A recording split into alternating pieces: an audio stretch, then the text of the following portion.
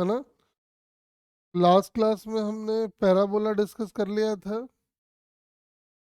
थोड़ा आगे बढ़ते हैं उससे।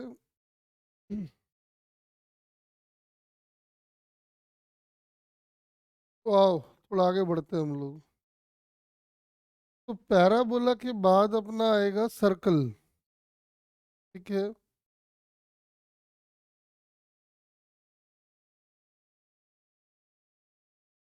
तो सर्कल का इक्वेशन कैसे पहचानोगे, देखो। General equation of circle is x square plus Y square plus 2gx plus 2fy plus C is 0। ठीक है। आप इसको ऐसे लिख ले, X square plus 2gx plus G square minus G square कर लो, जी स्क्वायर ऐड किए सब्ट्रैक्ट कर दिए। ठीक वैसे ही Y square plus 2fy plus F square add किए, एफ स्क्वायर सब्ट्रैक्ट कर दिए, plus C is equal to 0। तो अगर ध्यान से देखो तो ये क्वांटिटी बन गई एक्स प्लस जी का होल स्क्वायर, ये क्वांटिटी हो गया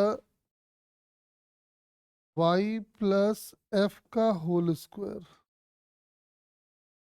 और राइट हैंड साइड में आ गया G square plus F square minus C. अब अगर ध्यान से देखो तो समझ में आ रहा है कि ये हमेशा पॉजिटिव, ये हमेशा पॉजिटिव, मतलब दोनों का सम हमेशा पॉजिटिव। तो इसको भी होना होगा पॉजिटिव, और ये पॉजिटिव तब होगा when G square plus F square minus C is greater than 0। मतलब G square plus F square should be greater than C.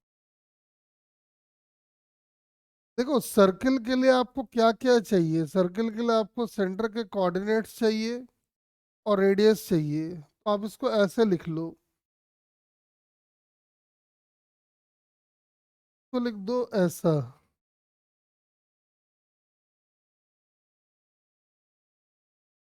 Root भी लगा दिए, स्क्वायर भी कर दिए। जब भी इस फॉर्म का इक्वेशन लिखा हो बेटा, तो आपको करना क्या है, ध्यान से सुनिएगा। जब भी इस फॉर्म का इक्वेशन लिखा हो तो इसको जीरो पुट कर दो। इसको जीरो पुट करोगे तो एक्स की वैल्यू आएगी माइनस जी। इसको जीरो पुट कर दो तो वाई की वैल्यू आएगी माइनस एफ। एक्स की value minus g minus F centre के कोऑर्डिनेट को रिप्रेजेंट करेगा। तो सेंटर का जो कोऑर्डिनेट आएगा वो आएगा माइनस जी और माइनस एफ। ठीक है।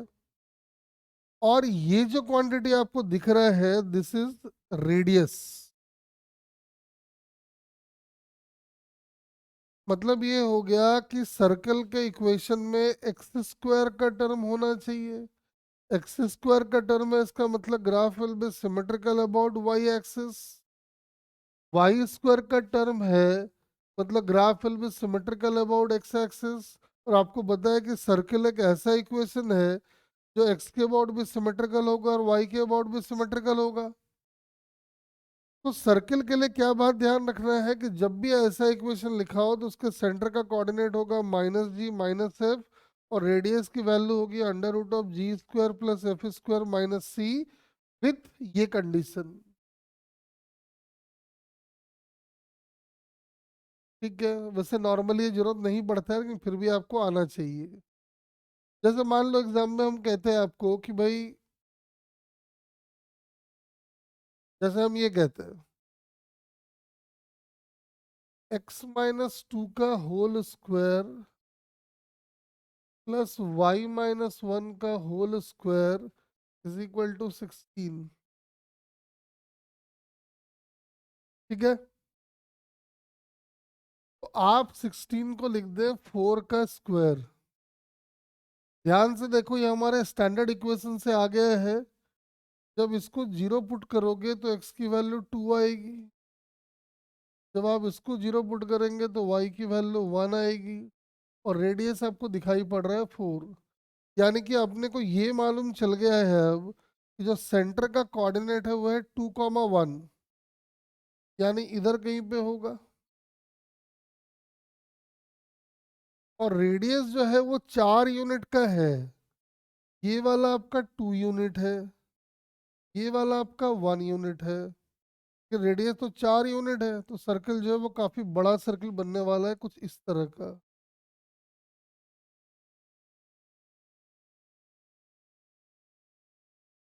ऐसे कुछ बड़ा सर्कल बन जाएगा। दिखेगा एक्चुअल में ऐसा, ऐसे। ये उसका सेंटर, और ये इसका रेडियस। मतलब ये वाला जो है पूरा ये 4 यूनिट है। ये अपना वाई एक्सिस है, ये अपना एक्स एक्सिस है, ये अपना ओरिजिन है। बोलो, क्लियर है क्या सबको?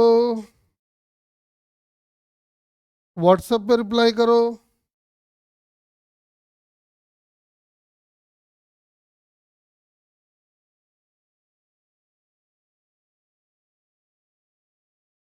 हाँ बेटा, बताओ फटाफट व्हाट्सएप पे।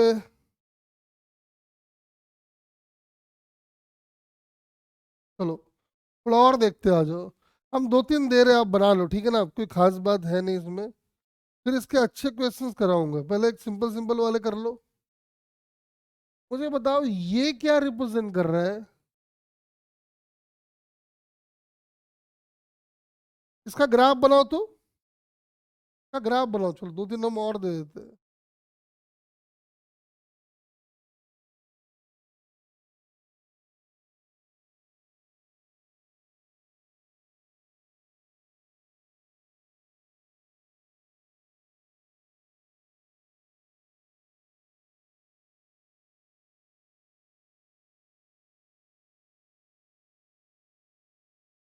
चलो ये चारों ग्राफ बेटा फटाफट प्लॉट करके मुझे भेजो।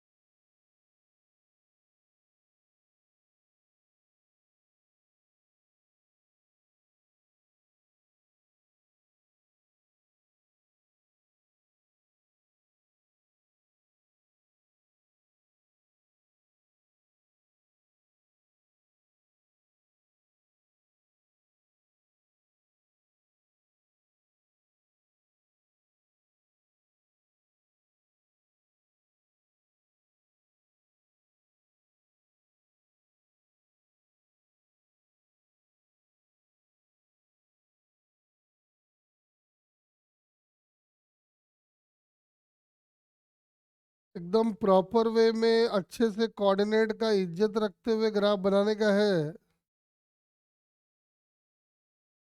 ठीक है ना?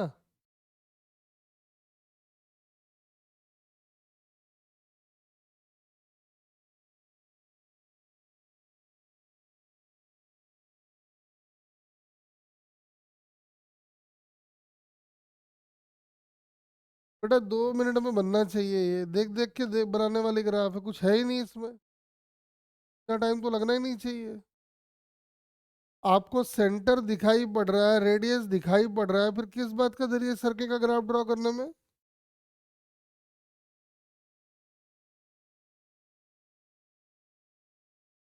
बोलो, दिख रहा है सब सब?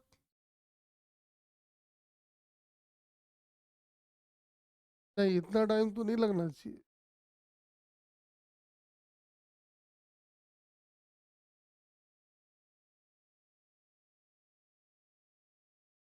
साफ दिख रहा है, देखो ना। पहले वाले इक्वेशन में पता चल रहा है कि सेंटर का कोऑर्डिनेट है 0 0 और रेडियस हमारा 2 यूनिट का है, यानी ग्राफ बन गया ऐसा। क्या दिक्कत है? फिर खत्म। ठीक है, पहला ग्राफ बन गया, कोई झंझट ही नहीं था।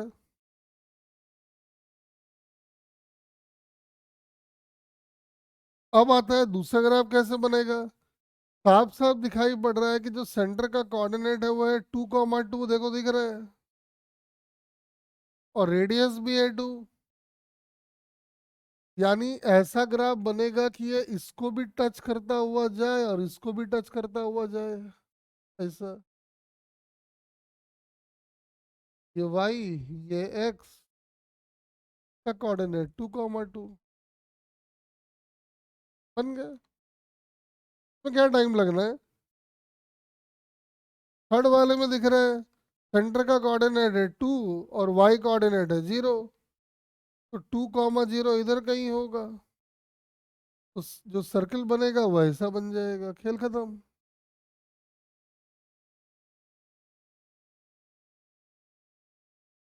लास्ट वाला समझ में आ रहा है कि सर्कल जो है सेंटर का कोऑर्डिनेट है 0 और y is equal to 2, y is equal to 2 इधर कहीं होगा। तो ग्राफ जब बनाएंगे तो ग्राफ एकदम ऐसा बनेगा। क्या दिक्कत है बताओ जरा इसमें।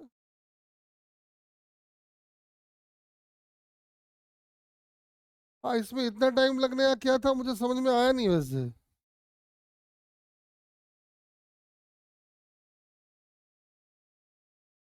चलो और थोड़ा बनाते हैं, बस तो अब आगे बढ़ते हैं इसके बाद। अब नहीं बनाया तो फिर से बनाएंगे, चलो।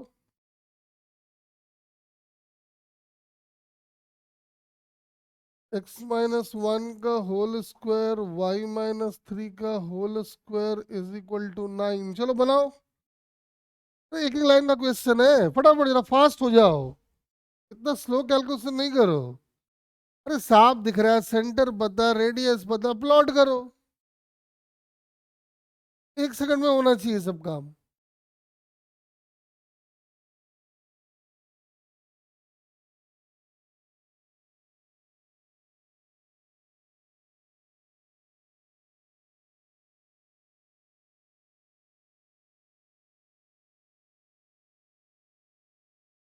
चलो फटाफट जल्दी जल्दी प्लॉट करो।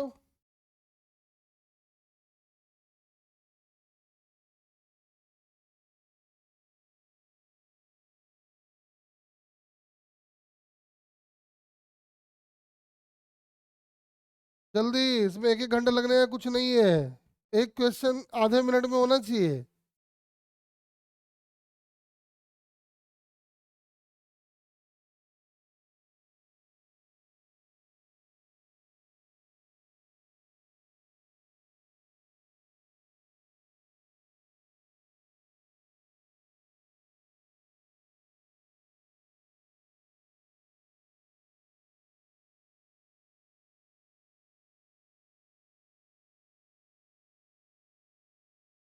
फिर से आधा घंटा लगा रहे हो तुम लोग।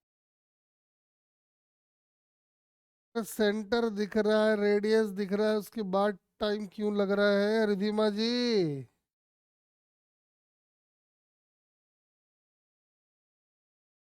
जो सेंटर दिखाई नहीं पड़ रहा है रे तेजस? सेंटर का कोऑर्डिनेट पता है, रेडियस पता है, प्लॉट कर।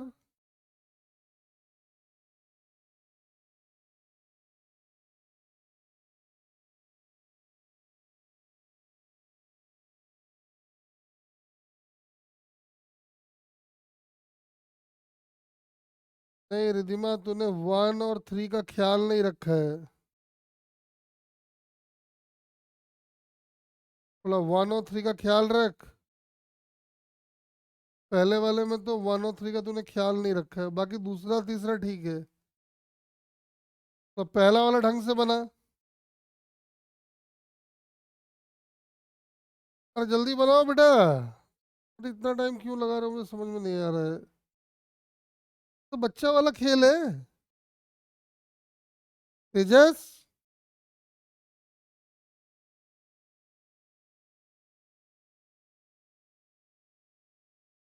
अरे तुझे सेंटर का कोऑर्डिनेट पता चल रहा है नहीं चल रहा है ये बता। नहीं नहीं मैं कह रहा हूँ तुझे सेंटर का कोऑर्डिनेट प्रभव, प्रभव है या नहीं है क्लास में? हाँ है तो बेटा अगर सेंटर के कोऑर्डिनेट मालूम है, रेडियस मालूम है, संभवी, तो क्या दिक्कत है उसमें रे तेरा?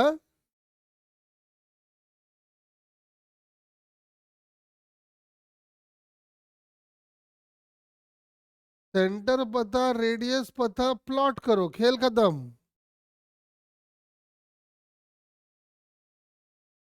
मतलब ऐसा, पहला अगर ग्राफ देखें तो सेंटर का कोऑर्डिनेट आएगा एक्स कोऑर्डिनेट 1, वाई कोऑर्डिनेट 3, तो थोड़ा सा अच्छे से बना ना ऐसे। तो ये अपने को बता दिया है कि भाई ये वाला जो अपना होगा, ये वाला 3 होगा,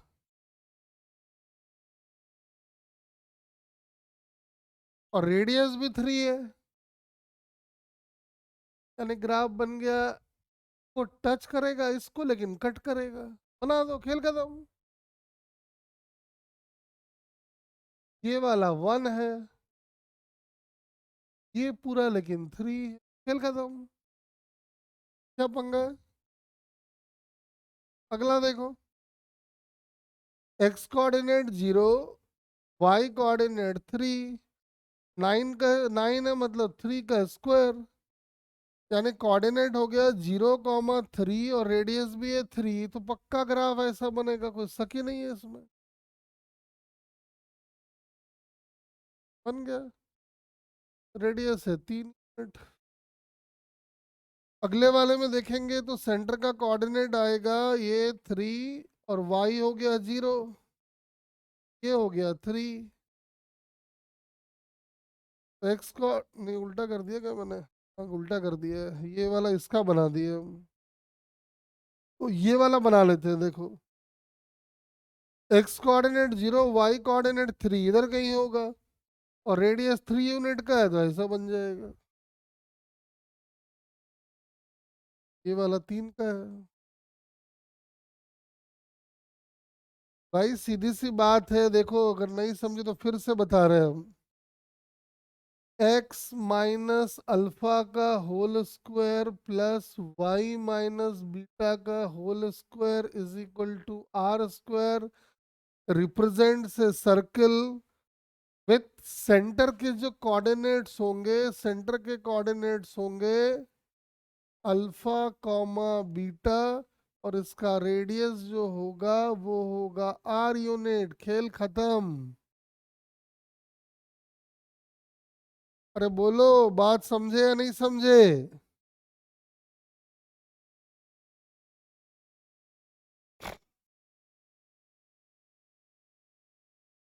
मैं फिर से ग्राफ दे रहा हूँ, फटाफट करके दिखाओ मुझे। आधे आधे मिनट में ग्राफ बनना चाहिए, इतना टाइम मत लगाओ। फिर से आ जाओ। एक्स माइनस 3 का whole square plus Y minus 2 का whole square is equal to 4। X minus 3 का whole square plus Y square is equal to 4। X plus 3 का whole square plus Y minus 1 का whole square is equal to 9। X square plus Y square is equal to 9। चलो फट से बनाओ, एकदम simple एकदम है, कुछ नहीं है। एक और लिख देते हैं, 9x² plus 9y² is equal to 36। चलो 5 ग्राफ है तुम्हारे पास, एकदम 3 मिनट का टाइम है, जल्दी बनाओ।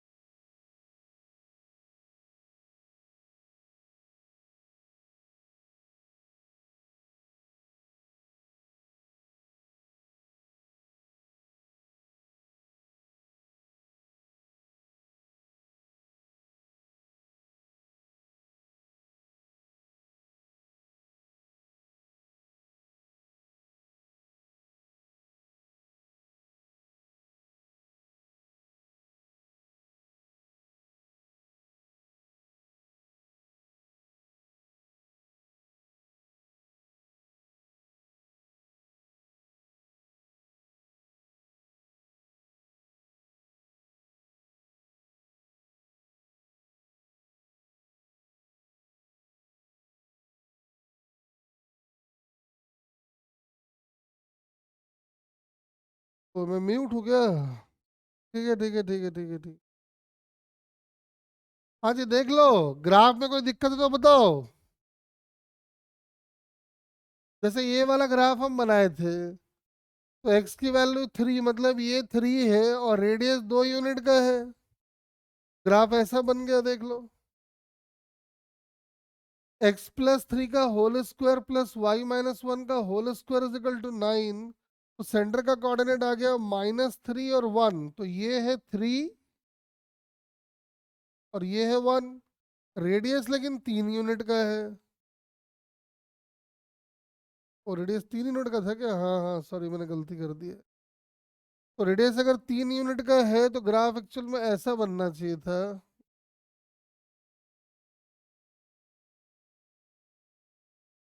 ऐसा।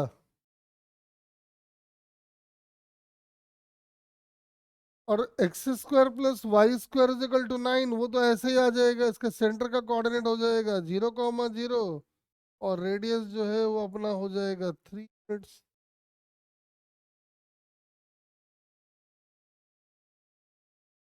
इसका ग्राफ जरा बना के दिखाओ।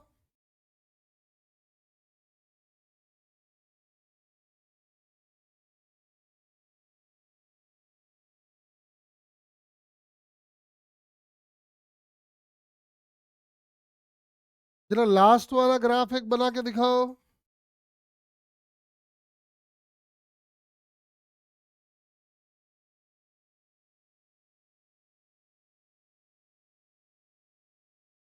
नहीं बेटा, गलती किया ना। मैंने आपको सर्कल के इक्वेशन में क्या बताया है?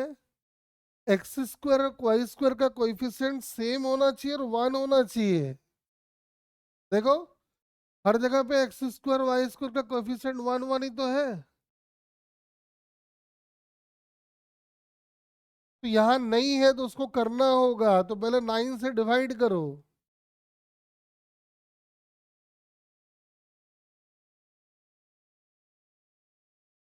अब समझ में आ रहा है कि भाई इसका जो सेंटर है वो 0 0 है और रेडियस 2 यूनिट का है। लो बन गया।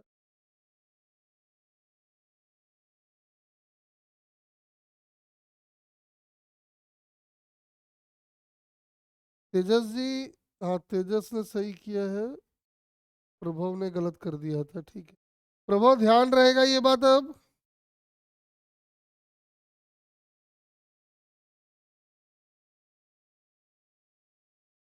ठीक है।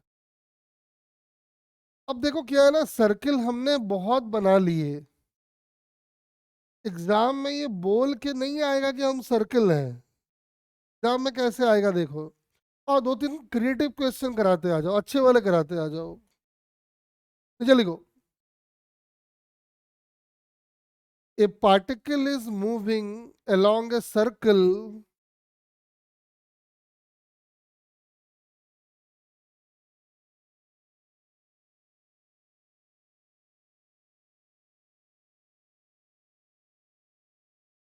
A particle is moving along a circle. x-2 का होल स्क्वायर प्लस y-2 का whole square is equal to 4। Then calculate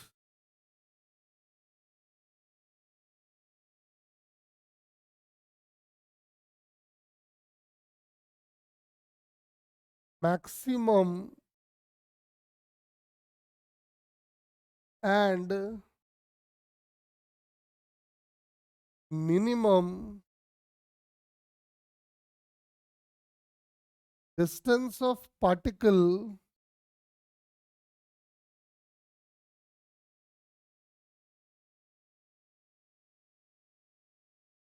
from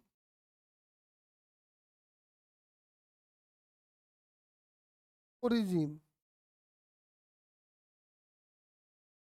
कह रहा है एक पार्टिकल इस तरह के कर्व को फॉलो कर रहा है, तो बताइए पार्टिकल का ओरिजिन से मैक्सिमम और मिनिमम डिस्टेंस। बहुत छोटा सा लेकिन बड़ा अच्छा क्वेश्चन है, ट्राई करो।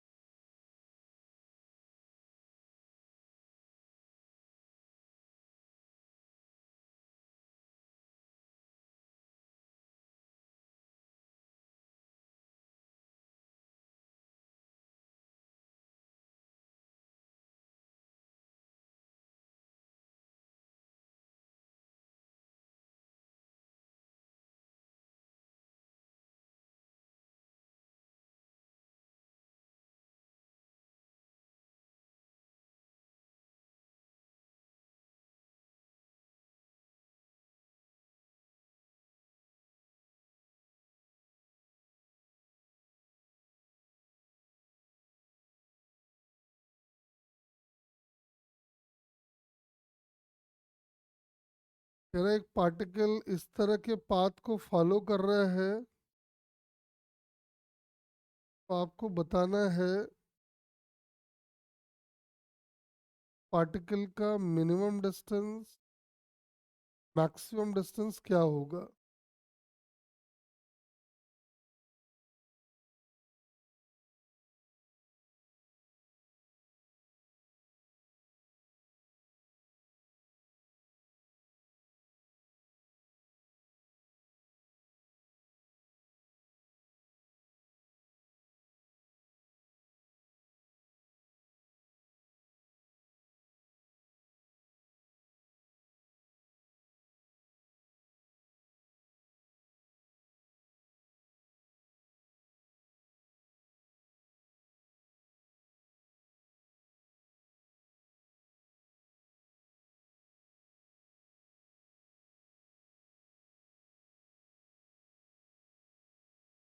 क्या आ रहा है बताओ बेटा।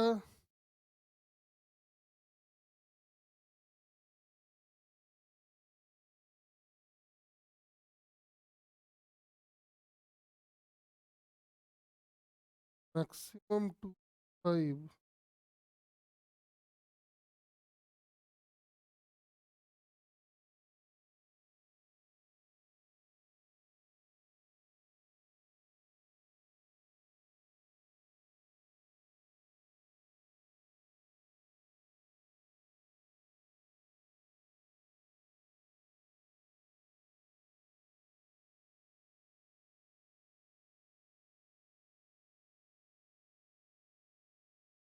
हाँ जी बताओ क्या आ रहा है।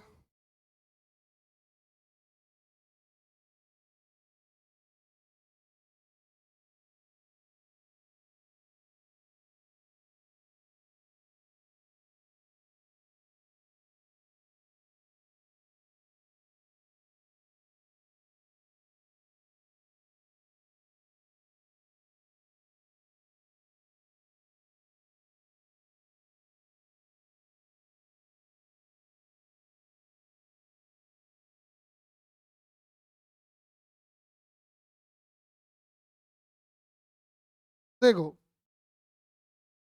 तो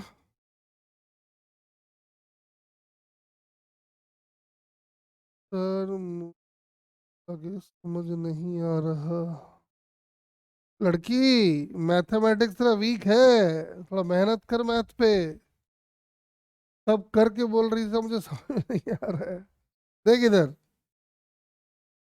तो सेंटर का कोऑर्डिनेट 2 2, रेडियस 2, बिल्कुल सही। चलो भाई, ग्राफ तो बन गया यहाँ तक। थोड़ा अच्छा ग्राफ बना लेते, आ जाओ।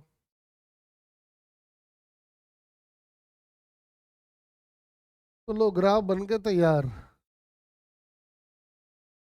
ठीक है ना, ग्राफ बन के अपना तैयार हो गया।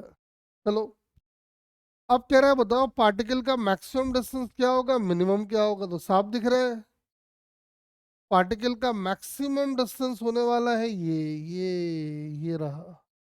और मिनिमम होने वाला है ये का मतलब ये। ठीक है ना। तो बेटा आप क्या कर, सेंटर का कोऑर्डिनेट है तेरा 2, 2। तो क्या तू यहाँ तक का डिस्टेंस निकाल सकती है, ये वाला डिस्टेंस निकाल सकती है क्या। तो हाँ, ये वाला 2, ये वाला 2, तो ये वाला 2√2। तो 2√2 में ये वाला सब्ट्रैक्ट कर दे तो ये निकल आएगा। और 2√2 में ये वाला ऐड कर दे तो पूरा निकल आएगा। तो क्या दिक्कत है इसमें।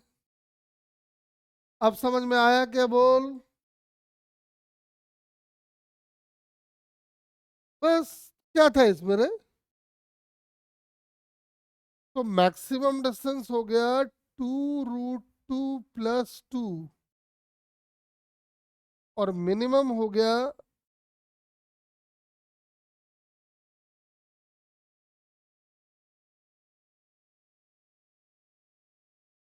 अरे बोलो।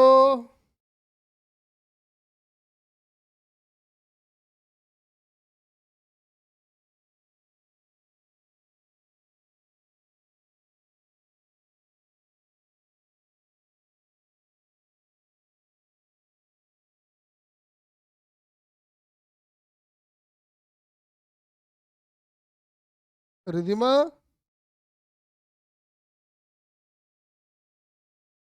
अरे कहाँ गड़बड़ की है बेटा, समझ में आया?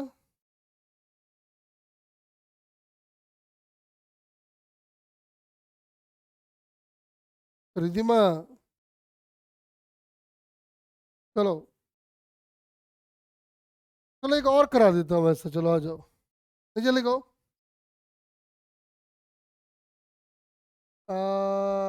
ऐसा कर लो,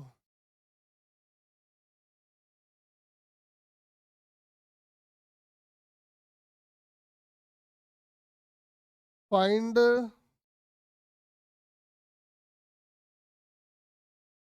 maximum and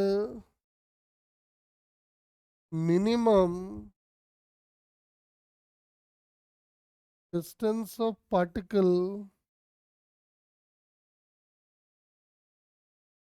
from origin. If particle is following this curve, then find the maximum and minimum distance of the particle from the origin. एकदम अच्छे से होना चाहिए इस बार।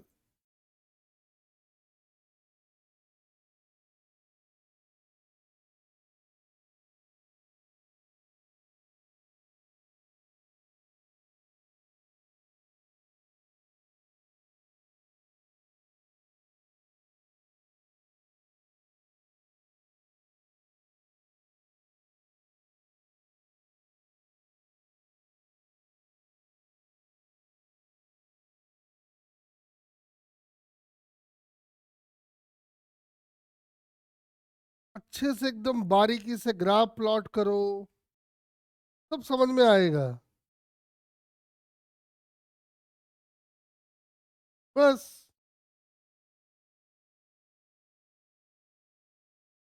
अच्छे से प्लॉट करना है, एकदम जागते रहो। हाँ बिल्कुल सही प्रभु जी।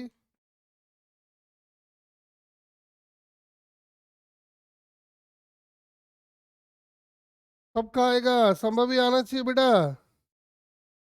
तेजस,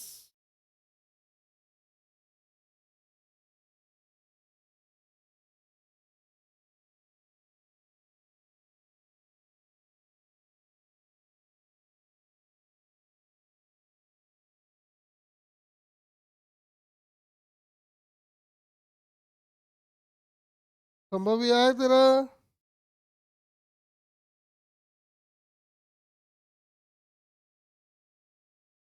बिल्कुल कुछ नहीं है, समझ में आ रहा है अपने को कि भैया ये जो कहानी चल रहा है, सेंटर का कोऑर्डिनेट है 3,0 यानी इधर कहीं, और इसका रेडियस है 2 यूनिट, यानी ये ऐसे घूम रहा होगा। अब आसान हो गया, ये वाला 2, ये वाला 2, और ये वाला पूरा 3। मिनिमम हो गया अपना 1 और मैक्सिमम हो गया अपना 5।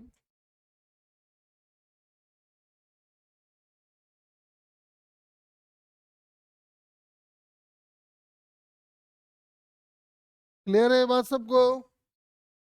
और चलो एक अच्छा क्वेश्चन और कराता हूँ, नीचे लिखो। एक बढ़िया क्वेश्चन कराता हूँ, नीचे लिखो।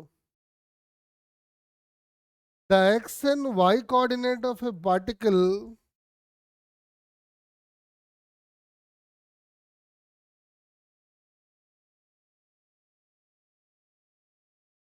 the x and y coordinate of a particle changes according to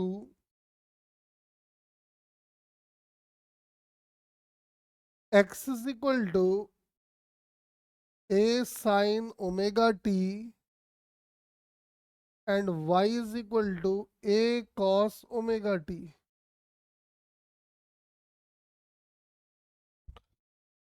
कह रहा है कि एक पार्टिकल का एक्स कोऑर्डिनेट टाइम के साथ ऐसे बदल रहा है और वाई कोऑर्डिनेट टाइम के साथ ऐसे बदल रहा है। Here a and omega are constant.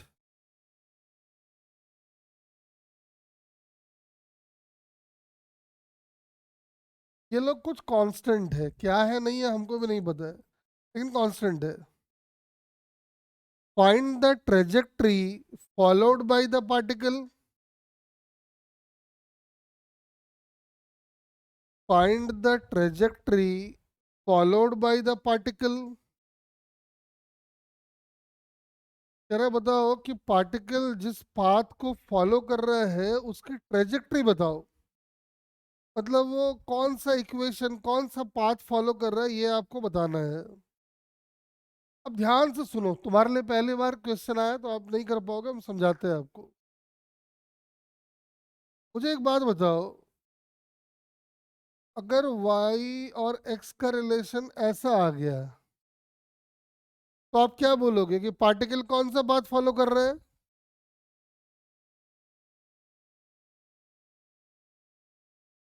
अगर y और x का रिलेशन ऐसा आ गया तो आप क्या बताओगे, पार्टिकल कौन सा पाथ फॉलो कर रहा है?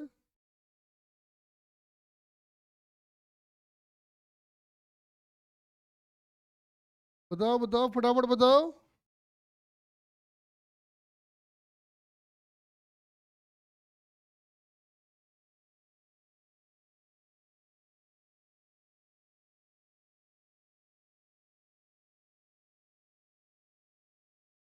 तो बच्चों बताओ।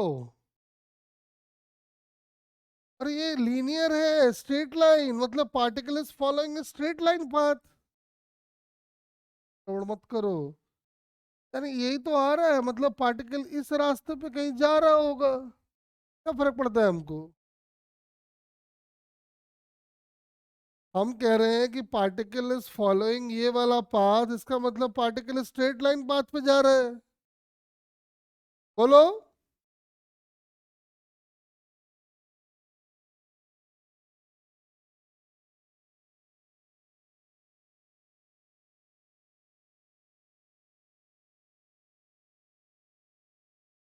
अरे सिंपल सी बात है, पार्टिकल इस लाइन को फॉलो कर रहा है, इसका मतलब स्ट्रेट लाइन पाथ हो गया।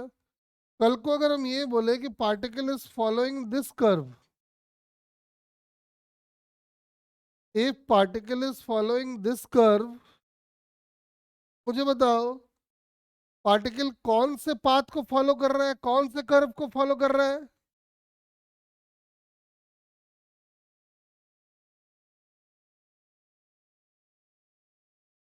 बोलो।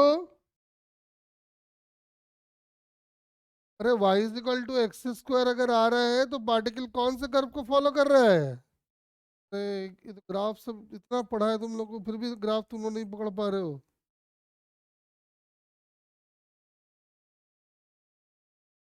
अरे y is equal to x square.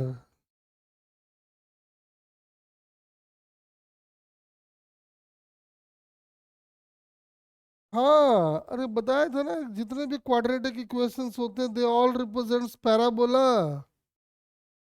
ये पैराबोला को रिप्रेजेंट कर रहा है, इसका मतलब ये हो गया कि ये कुछ इस तरह का पाथ फॉलो कर रहा है। यानी पार्टिकल इस रास्ते पे कहीं जा रहा है। क्या दिक्कत है इसमें? अरे तुम लोग कर्व भी अब भूल चुके हो ना।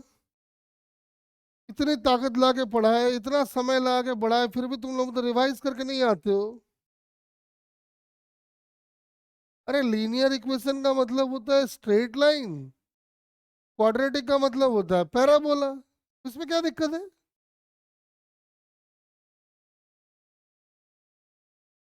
अगर ध्यान से देखो आप, तो इस इक्वेशन में ना तो टाइम का टर्म कहीं नहीं है, सिर्फ वाई और एक्स का टर्म है।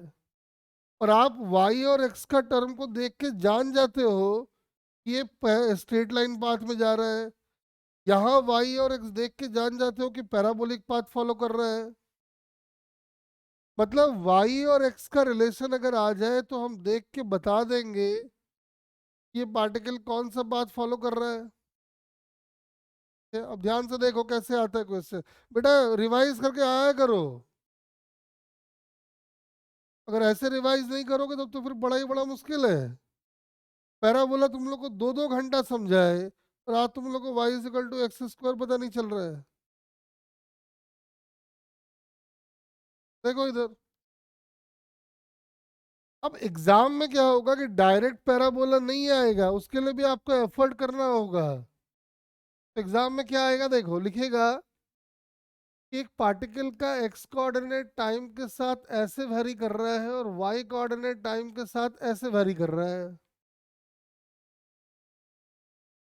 ठीक है, कह रहा है एक पार्टिकल का एक्स कोऑर्डिनेट टाइम के साथ ऐसे वेरी कर रहा है, वाई कोऑर्डिनेट टाइम के साथ ऐसे वेरी कर रहा है। बताओ पार्टिकल कौन से पाथ को फॉलो कर रहा है। मतलब उसका जो पाथ होगा वो स्ट्रेट लाइन होगा, पैराबोला होगा, इलिप्स होगा, ये पहचानना है।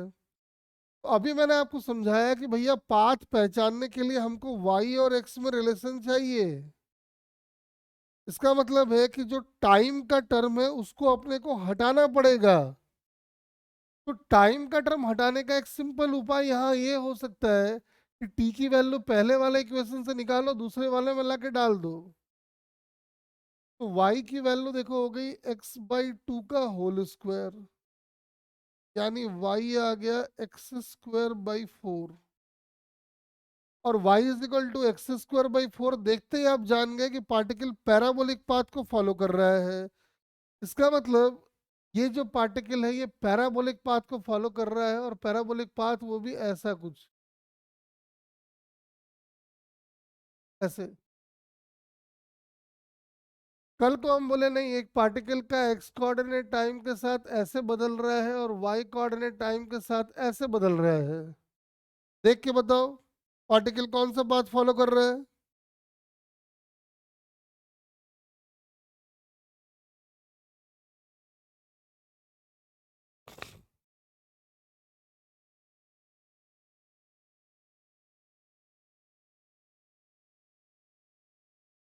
तो प्रभु ये कौन सा ग्राफ है ये बता। हाँ बिल्कुल। तो आपने क्या किया, आप बोले टाइम की वैल्यू निकाल के डाल दो सर इधर, तो वाई की वैल्यू हो गई 4 और ये हो गया अपना x/2, तो आंसर आ गया अपना ऐसा। और y is equal to 2x देखते ही हम जान गए कि भाई पार्टिकल ऐसा पाथ फॉलो कर रहा है, यानी पार्टिकल हो सकता है इधर जा रहा होगा या तो इधर जा रहा होगा।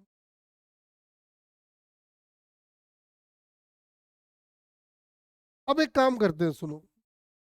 चलो ये तो समझ में आ गया कि बेसिक बेसिक बात कि कैसे हम लोग पता करते हैं कौन सा पाथ फॉलो कर रहे हैं। अब मुझे एक बात बताओ, जरा इसको ध्यान से देखो। हम चाहते हैं कि टाइम का टर्म यहां से गायब हो जाए और एक्स और वाई में रिलेशन आ जाए। बताओ क्या करने से बात बनेगा, अच्छे से सोचो जरा।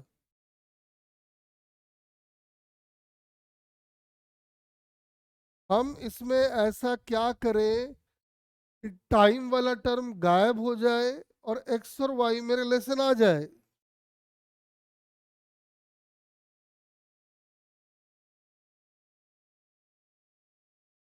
तो रिधिमा कर ले। प्रभव कुछ कह रहा है, बोल बेटा फटाफट बोल। नहीं, अगर आप एक्स को वाई से डिवाइड करोगे तो tan थीटा आ जाएगा बेटा। उसमें फिर से टाइम रह गया तो क्या फायदा हुआ। फिर टाइम तो रह जाएगा ना, हम तो टाइम को हटाना चाहते हैं।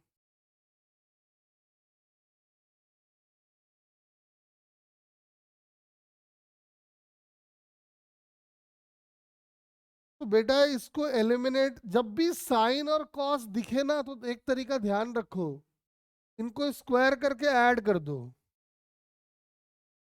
स्क्वायर करके ऐड करोगे तो आएगा x² is equal to a² sin² omega t, y² is equal to a² cos² omega t। जब स्क्वायर करके ऐड करोगे तो आ जाएगा x² प्लस y² इज। क्या आप मुझे देख के बता सकते हो कि पार्टिकल कौन सा पाथ फॉलो कर रहा है।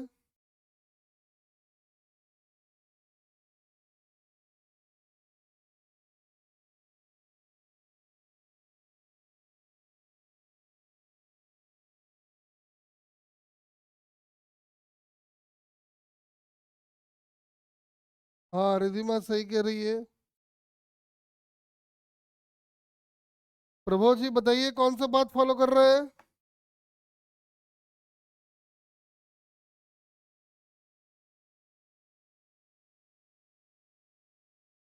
तेजस, संभवी, फटाफट।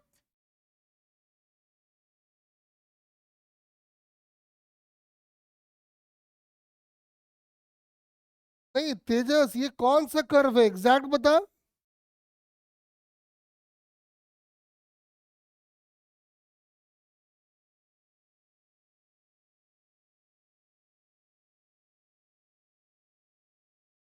अरे सर्कुलर है। हाँ सर्कल है ये, टेंशन ही नहीं है। साफ दिखाई पड़ रहा है कि एक सर्कल को रिप्रेजेंट कर रहा है, जिसके सेंटर के कोऑर्डिनेट है 0 0, रेडियस है ए यूनिट। यानी पार्टिकल ऐसे ऐसे घूम रहा होगा। ऐसे भी घूम सकता है, ऐसे भी घूम सकता है, हमको ये नहीं मालूम, लेकिन हाँ जो भी है मैंने ले लिया है। एग्जाम में ऐसे क्वेश्चन आएंगे। बोलो बेटा, यहाँ तक क्लियर है सबको? देखो, प्रभु कह रहा है सर एक बार फिर से बता दीजिए।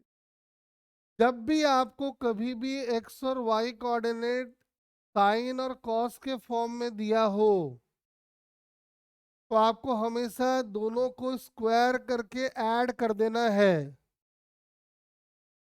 जब आप स्क्वायर करके ऐड करोगे तो देखो, स्क्वायरिंग किए तो ये ऐसा आ गया, वाई को स्क्वायर किए तो ऐसा आ गया। जब ऐड करोगे तो आएगा x square plus Y square, और राइट हैंड साइड में ए स्क्वायर कॉमन लोगे तो sine square omega t plus cos square omega t is 1। तो अल्टीमेटली ए स्क्वायर हो गया। यानी हमारा इक्वेशन आ गया x square plus Y square is equal to A square, जो सर्किल को रिप्रेजेंट करता है। हमारा टारगेट था टाइम को एलिमिनेट करना, देखो हमने एलिमिनेट भी कर दिया, हमारा काम भी बन गया। प्रभु क्लियर है? थोड़ा सा इसको ध्यान रखें। जैसे मैं एक बात बताऊं, सुनो। मैं अगर आपको बोलूं कि एक पार्टिकल का एक्स कोऑर्डिनेट ऐसे बदल रहा है, एक पार्टिकल का,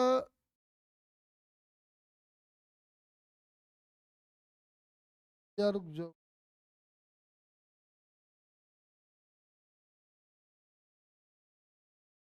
एक पार्टिकल का वाई कोऑर्डिनेट ऐसे बदल रहा है, here a and b are constants. क्या आप मुझे बता सकते हो कि पार्टिकल कौन सा पाथ फॉलो कर रहा है?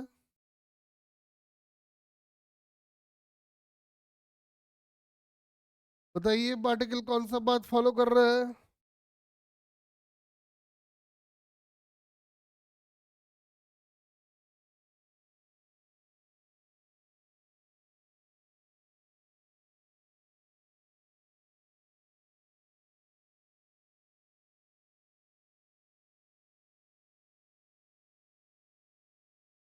बताओ।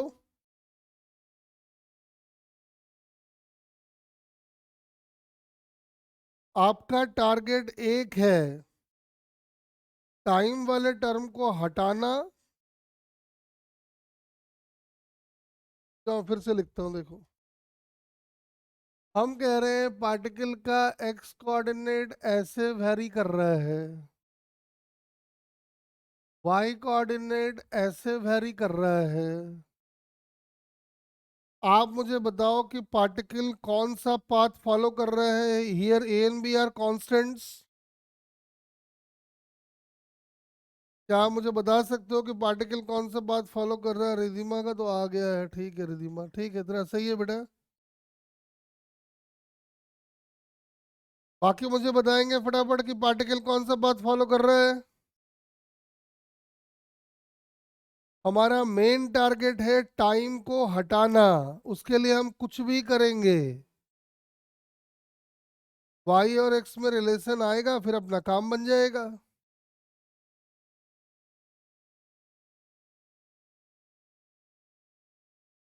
फटाफट बताओ कौन सा पाथ फॉलो कर रहा है।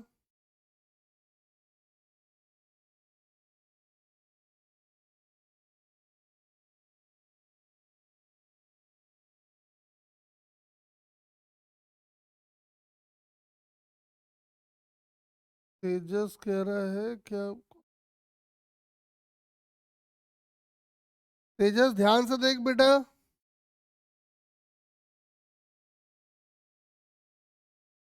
कामू कुछ कह रही है हाँ स्ट्रेट लाइन। अरे तेजस, टाइम वाले टर्म को हटाने के लिए दोनों को डिवाइड कर दे।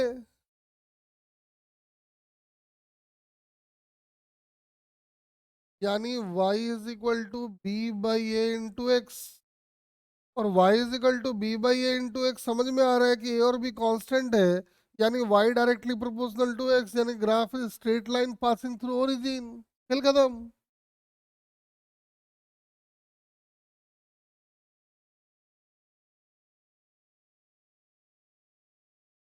चलो एक और देता हूँ, करके बता देना मुझे। एक पार्टिकल का x कोऑर्डिनेट वेरी कर रहा है ऐसे, और y कोऑर्डिनेट वेरी कर रहा है ऐसे। पार्टिकल कौन सा पाथ फॉलो कर रहा है बताओ।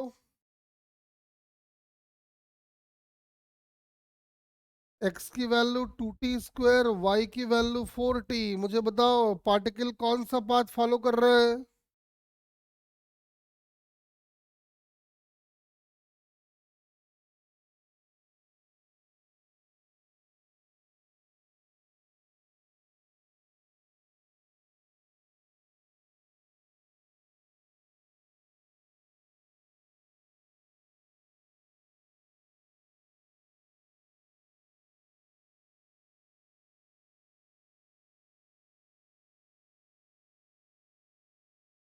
यस।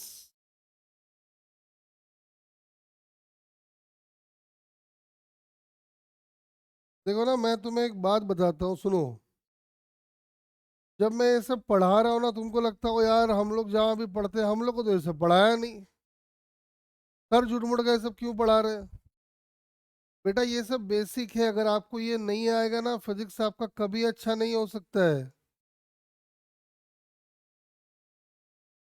संभवी को पता है इसका रिलेटिव लगेगा आर्यन, बेचारे की फिजिक्स बड़ी वीक। आलोक सर बोले सर पढ़ा दो इसको, हम बोले लाओ भाई। और हम लोग उसके पीछे मेहनत किए, अच्छा बच्चा था। जेई मेन में इस बार उसने 81 मार्क्स स्कोर किया है आउट ऑफ 100, क्योंकि बेचारा पूरा सिलेबस भी नहीं पढ़ पाया था। 6-7 महीने उसको मैंने पढ़ाया होगा। हाँ वो एक अलग बात है कि 81 मार्क्स उसने फिजिक्स में स्कोर किया है, और टोटल मार्क्स स्कोर किया है 160। मतलब केमिस्ट्री और मैथ मिला के बेचारा भी 80 मार्क्स नहीं ले पाया। तो आप जरा ध्यान से पढ़ें, चीज़ों को रिवाइज करें, है ना, जरूर से पढ़ें। ये सब हो सकता है कि आपको बुक में ये सब नहीं मिलेगा। बस आज को हमारा टारगेट है कि ग्राफ आज हम खत्म कराएंगे, और कल आपको एक असाइनमेंट हम भेज देंगे। तो रिवाइज जरूर करें, तभी बात बनेगा। पर चलो अच्छा है, सबने बता दिया पैराबोला, हमारा काम खत्म। आओ थोड़ा आगे बढ़ते हैं। तो सर्कल हो गया। नेक्स्ट आते हैं, इसको कहते हैं इलिप्स।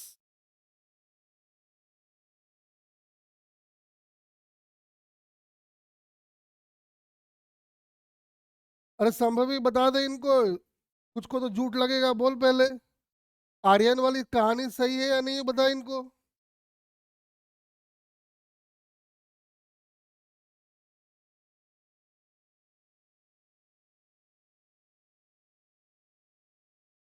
तो भी ग्रुप में बता दे बेटा, ग्रुप में।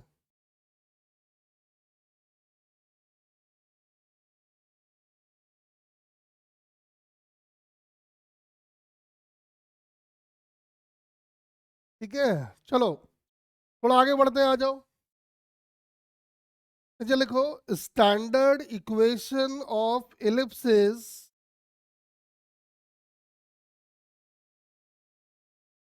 Standard equation of ellipse is x² by a² plus y² by b² is 1।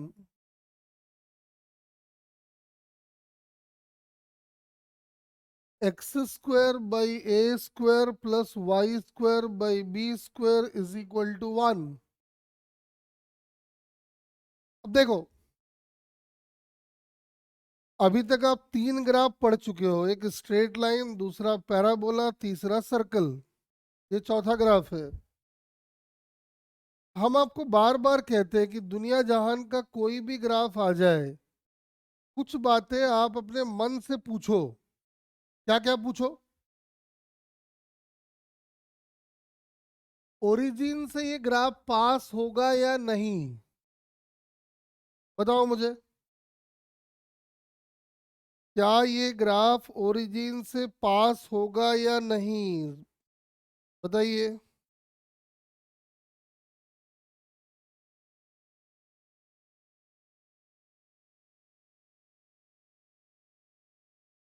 तेजस कह रहा है नहीं सर।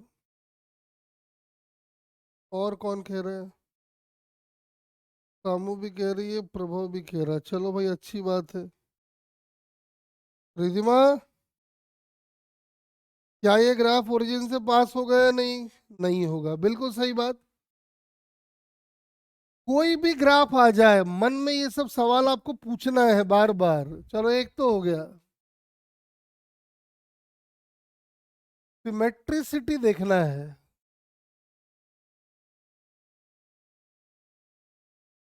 सिमेट्रिसिटी देखना है, इसका मतलब अगर एक्स स्क्वायर का टर्म है then graph will be symmetrical to y axis, और वाई स्क्वायर का टर्म है तो graph will be symmetrical to x axis. बताओ मुझे, इसका जो ग्राफ बनेगा ये सिमेट्रिकल टू एक्स होगा, सिमेट्रिकल टू वाई होगा, या symmetrical to both x and y होगा? क्या होगा बताओ?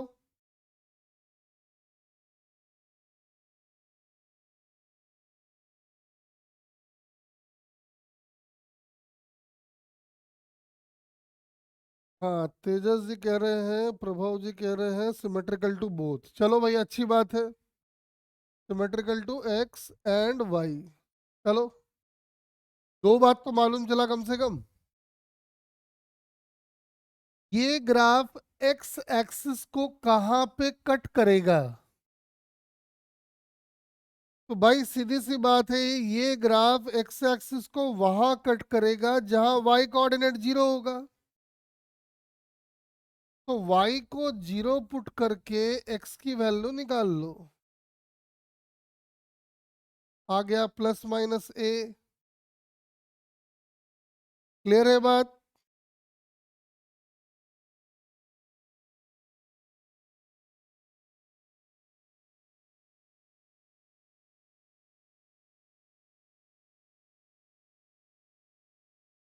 बोलो। हाँ, ये ग्राफ वाई एक्सिस को कहाँ पे कट करेगा? तो जहां पे एक्स कोऑर्डिनेट जीरो होगा तो एक्स को जीरो डाल दिए, तो वाई की वैल्यू आ गई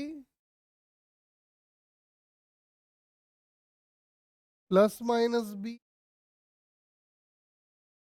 अब क्या हुआ सुनो। बच्चा बोला सर, इतना ग्राफ, इतनी देखो ग्राफ, हर ग्राफ में ये जानकारी आपको चाहिए ही चाहिए।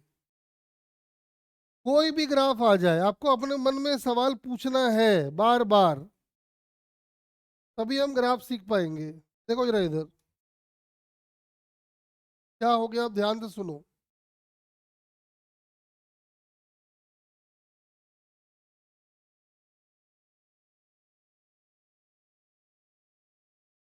हम ग्राफ बनाने की तैयारी में है अब। मार्क कर दिया है हमने एक्स और वाई। ठीक है, बना लेते। ध्यान से सुनो, ये अपना वाई एक्सेस, ये अपना एक्स एक्सेस। जितनी बातें हमने यहाँ सीखी है ना, इन सबको इम्प्लीमेंट कर रहे हैं अब हम। आप कह रहे हो कि ये एक्स एक्सिस को काटेगा एक बार प्लस ए पे, मतलब यहाँ पे काटेगा, और एक बार यहाँ काटेगा। अभी फिलहाल हम ये मान रहे हैं कि ए इज ग्रेटर देन बी, वैसे कुछ भी हो जाए कोई दिक्कत नहीं है अपने को। और वाई एक्सिस को ये कट करेगा प्लस माइनस बी पे, तो इधर कहीं पे यानी 0, बी, और इधर 0, -बी, यानी इन चारों पॉइंट से पास होता हुआ ग्राफ बनाने का है। Graph should be symmetrical about x axis and y axis. तो मुझे एक बात बताओ, मेरे दिमाग में आइडिया आया कि क्यों ना ऐसा ग्राफ बना लिया जाए, ऐसा,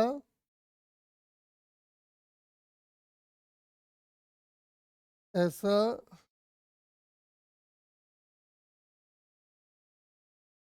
ऐसा और ऐसा। बताओ मुझे भाई, ये जो ग्राफ मैंने बनाया है ये तो सारी बातों को फॉलो कर रहा है। ये ग्राफ एक्स के सिमेट्रिकल है, वाई के सिमेट्रिकल है ना? अब देख लो, और जिन पॉइंट से आप बोले थे उनसे पास भी किया, ओरिजिन से आप बोले पास नहीं होगा तो मैंने नहीं कराया। मुझे बताओ ये ग्राफ हो सकता है या नहीं हो सकता है?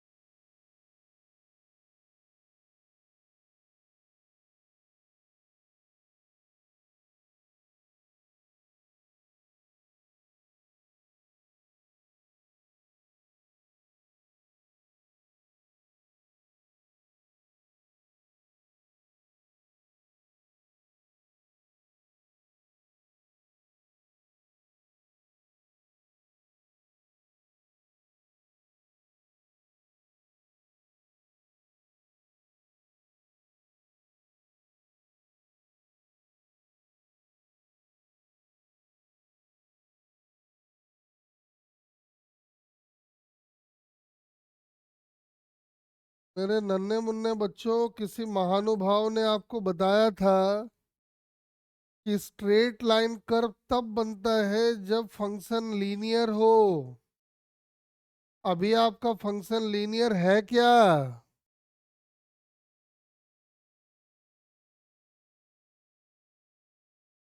अभी तो क्वाड्रेटिक दिख रहा है, एक्स स्क्वायर है, वाई स्क्वायर है। तो जब क्वाड्रेटिक आ रहा है इसका मतलब एक बात तो कंफर्म है कि ग्राफ कभी भी स्ट्रेट लाइन तो हो ही नहीं सकता है रे। ग्राफ स्ट्रेट लाइन तब होता है जब फंक्शन लीनियर हो। ये लीनियर है क्या, देख के बताओ। नहीं। तो अब अपना लोग ये जान चुके हैं कि ये नहीं होगा।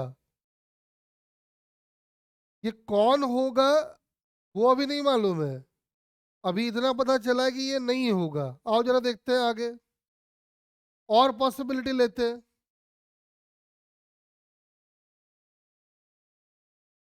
अच्छा बोला सर, एक काम करो आप। अच्छा बोला सर, ऐसा हो सकता है क्या, देखो तो। कलर चेंज कर लेते हैं, हाँ। देखो जरा। अच्छा बोला सर, बताओ ऐसा हो सकता है? ऐसा, ऐसा, ऐसा, ऐसा। ग्रीन वाला जो कर्व है वो भी अपनी सारी बातें सेटिस्फाई कर रहा है, देख लो। एक्स के सिमेट्रिकल है, वाई के सिमेट्रिकल है, उन पॉइंट से पास हो रहा है, ओरिजिन से पास नहीं हो रहा है। और जहां तक आप कह रहे थे कि ये वाला फंक्शन लीनियर नहीं है, ग्राफ स्ट्रेट लाइन नहीं बनेगा तो कोई कर्व बनेगा, मैंने कर्व बना भी रखा है, तो बोलो ये ग्राफ हो सकता है नहीं हो सकता है?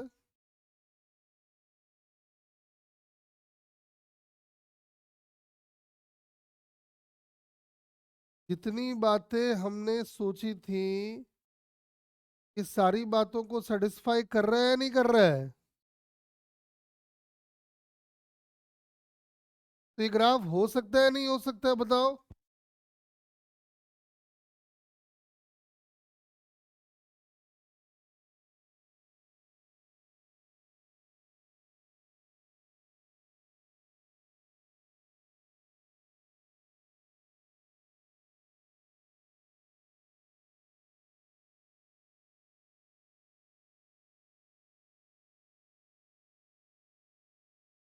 बताओ, ये कर्व हो सकता है या नहीं हो सकता है? नहीं मतलब हो सकता है अभी, ठीक है ना, अभी हम कंफर्म नहीं कह सकते। अब एक पॉसिबिलिटी और लेते हैं, देखो।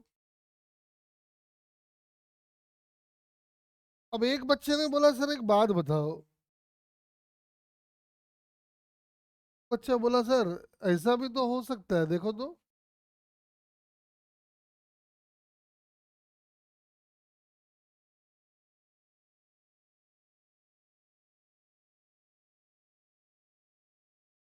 बताओ जरा, क्या ये जो बाद में मैंने कर्व बनाया है ये भी सारी बातों को सेटिस्फाई कर रहा है?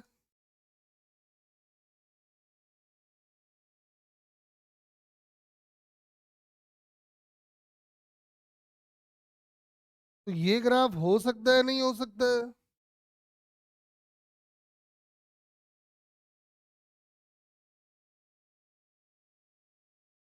ये हो सकता है, होने को दोनों ही हो सकता है। ठीक है ना, ये आप ध्यान रखें कि होने को दोनों ही हो सकता है, लेकिन रियलिटी में होता ये है। हाँ, ये अभी हम आपको नहीं प्रूव कर पाएंगे कि ये क्यों नहीं हो रहा है। इसके लिए आपको एक दो क्लास का वेट करना पड़ेगा तो हम बताएंगे। ध्यान रखेंगे, हाँ आप बोलोगे ना सर प्रूव करके दिखा सकते हो कि यही वाला होगा, हम लैब प्रूव कर देते हैं।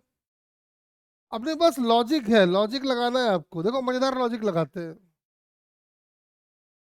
यानी आप कह रहे हो कि सर कंपटीशन है कि ये वाला होगा कि ये वाला होगा। ध्यान से सुनना बेटा, अगर हम ए और बी को आपस में इक्वल कर दें, आर के इक्वल,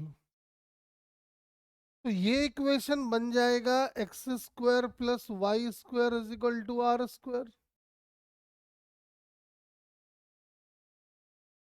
तो ये वाले का क्या होगा, इस वाले का क्या होगा?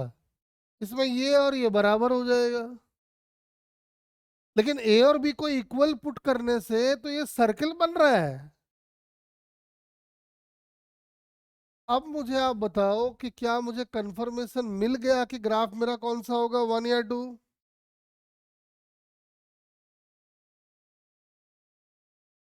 हम जब ए और बी की वैल्यू को इक्वल पुट कर रहे हैं तो सर्किल बनना चाहिए, तो सर्किल किस में बन रहा है, वन में या टू में?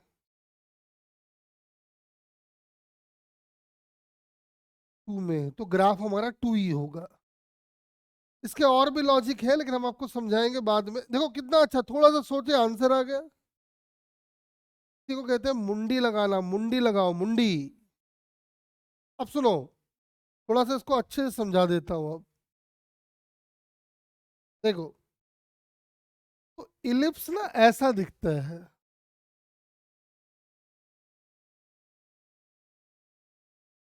ऐसा।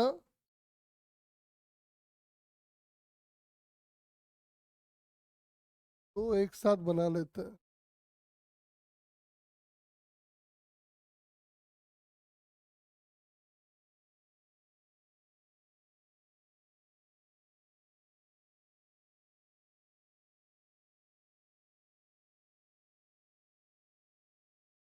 देखो, तो पहला इलिप्स ऐसा बन सकता है,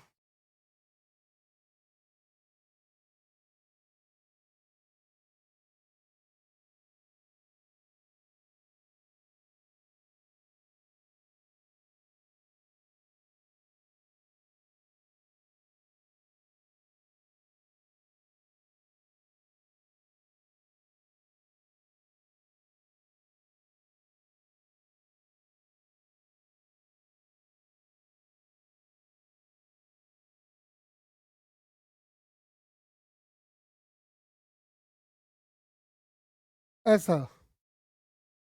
ये पहला इलिप्स बन गया। दूसरा इलिप्स ऐसा बन सकता है,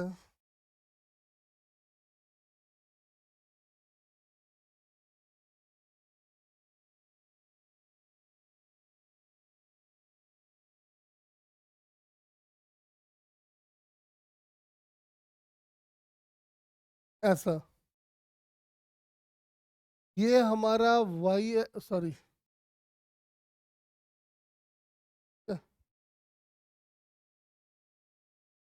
देखो, ये हमारा वाई एक्सिस, ये हमारा एक्स एक्सिस, ये हमारा वाई एक्सिस, ये हमारा एक्स एक्सिस।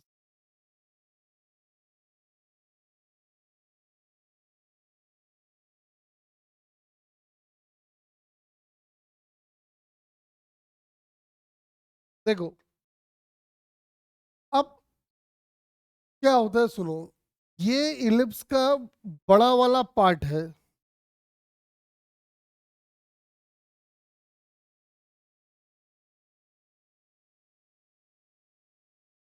ठीक है।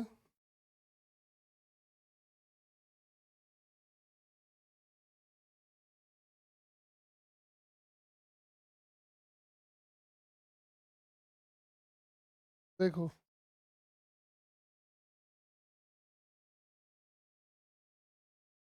ठीक है ना, ऐसा।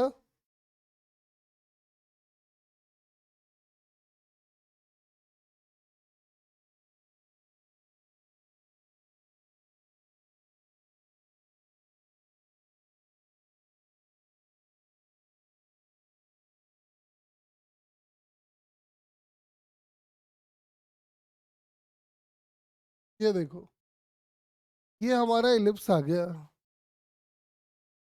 ठीक वैसे ही अगर हम यहाँ ले लें इसको,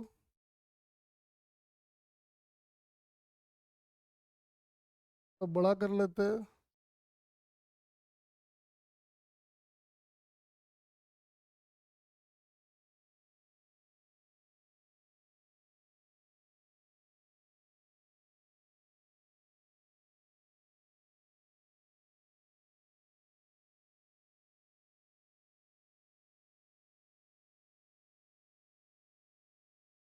देखो,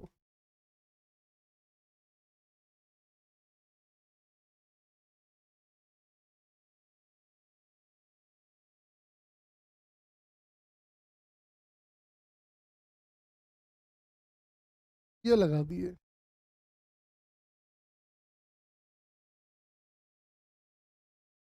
ये लग गया। अब ध्यान से सुनो, अब मुझे एक बात बताओ, ये वाला केस कौन सा है, ए ग्रेटर देन बी या बी ग्रेटर देन ए, पहला वाला?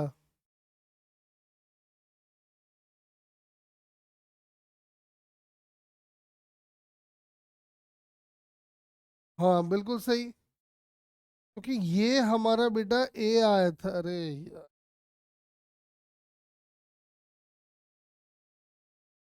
ये हमारा ए आया था, ये हमारा ए आया था, ये हमारा बी आया था, ये हमारा बी आया था। ठीक वैसे ही समझ में आ रहा है कि ये वाला केस तब बनेगा जब ए की वैल्यू बी से बड़ी हो। अब इधर आ जाओ, ये वाला ग्राफ तब बनेगा जब बी की वैल्यू ए से बड़ी हो। ये वाला पूरा हमारा बी है, ये पूरा हमारा बी है, और ये पूरा हमारा ए है। ये पूरा हमारा ए है। ठीक है, अब देखो एक्स एक्सिस से ये इलिप्स अभी बड़ा पोर्शन काट रहा है, तो इस एक्सिस को हम लोग कहते हैं मेजर एक्सिस।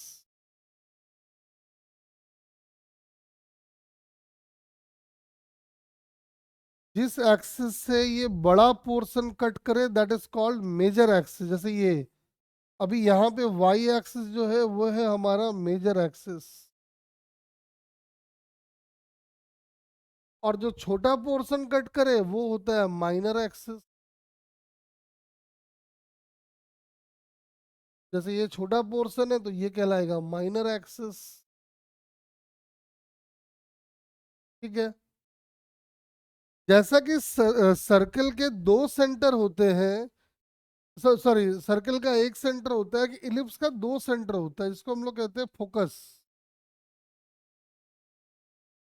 ये कहलाता है फोकस वन, और यहाँ पे भी एक फोकस होता है तो कहलाता है फोकस टू। ठीक है, फोकस का यहाँ से जो डिस्टेंस है ये वाला, इसकी वैल्यू होती है A times of one minus E. A times of one minus E, और ये जो पूरा लेंथ होता है ये वाला, this is A times of one plus E. Here E is called eccentricity of ellipse. बस थोड़ा जान लो, मैथमेटिकल ज्यादा है इसलिए हम लोग जाएंगे नहीं। ई की वैल्यू जीरो से बड़ी वन से छोटी होती है।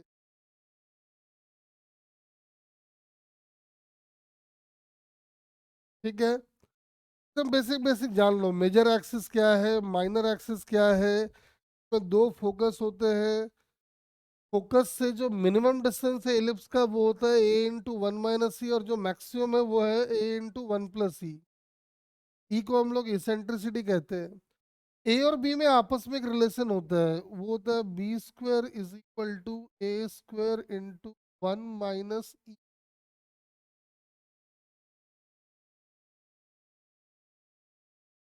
अगर आप याद रख पाए तो ठीक है, नहीं रख पाए तो भी कोई बात नहीं है, थोड़ा बेसिक बेसिक बात हम चाहते हैं आप पहले से सीख लो। और एक बात जो बहुत इंपॉर्टेंट है वो है area of the ellipse. Area of the ellipse is pi A, बहुत important. Area of the ellipse is pi A B.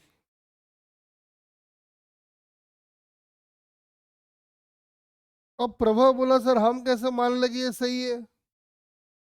मैंने बोला प्रभा एक काम कर, ए और बी को इक्वल डाल दे। जैसे ही प्रभा ने ए और बी को इक्वल डाला तो ये बन गया सर्कल। और सर्कल अगर बन गया तो यहाँ देखो तो एरिया वही आ रहा है, ठीक है, नहीं आ रहा है, चेक करके बताओ।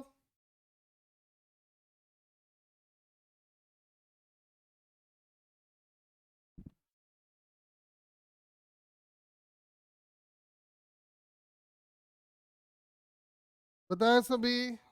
हाँ, तो बेटा एक बात ध्यान रखना है कि सर्कल इंपॉर्टेंट नहीं है, इलिप्स इंपॉर्टेंट है। इलिप्स के लाखों करोड़ों फिगर होंगे, उनमें से एक फिगर होगा सर्कल। क्या ये बात समझ में आ रहा है आपको?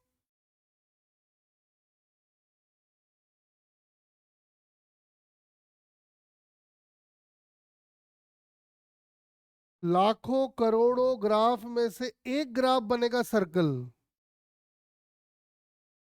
बोलो मेरी बात से सहमत हो?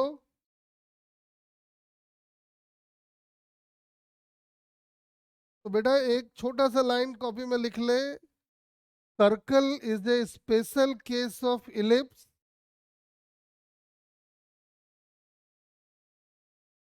Circle is a special case of ellipse.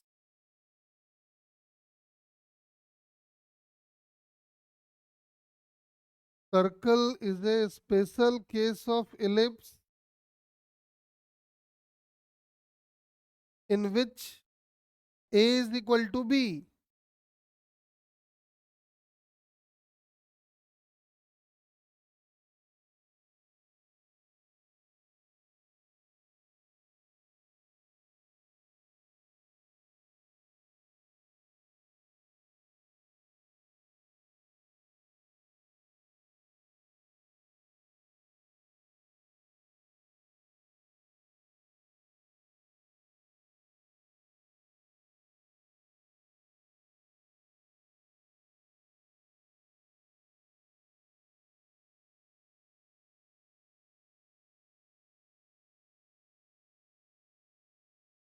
तो समझ में आ गया अपने को कि भैया सर्कल जो है वो इलिप्स का स्पेशल केस है। चलो भाई ठीक है, इलिप्स का बेसिक ज्ञान अपने को हो गया है, इससे ज़्यादा अपने को चाहिए भी नहीं। आ जाओ, दो ग्राफ और बचे हैं, द एंड करते हैं ग्राफ का आज। नेक्स्ट लिखो, ग्राफ ऑफ हाइपरबोला।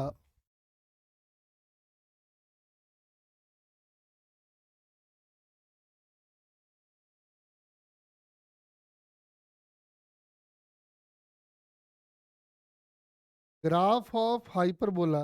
देखो मैथ वाले बच्चे ना, ये तो मैथ में सारे चैप्टर को बहुत डिटेल में पढ़ेंगे, है ना। मैथ वाले बच्चों तो सब पढ़ेंगे डिटेल में, बायो वाले नहीं पढ़ेंगे। तो जितना हमारे काम का है मैंने आपको बता दिया है। नीचे लिख लो, standard equation of hyperbola is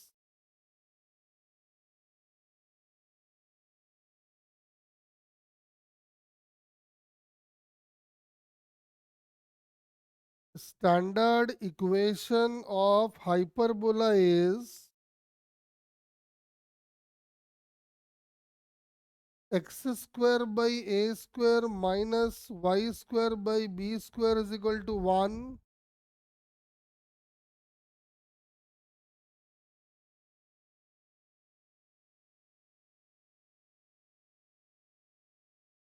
आओ फिर से हम अपने मन में कुछ सवाल पूछेंगे। ओरिजिन से पास होगा या नहीं, एक्स के सिमेट्रिकल होगा या नहीं, वाई के सिमेट्रिकल होगा या नहीं, एक्स एक्सिस को काटेगा या नहीं, काटेगा तो कहाँ काटेगा, वाई एक्सिस को काटेगा या नहीं, काटेगा तो कहाँ काटेगा, ये सोच के बताओ मुझे।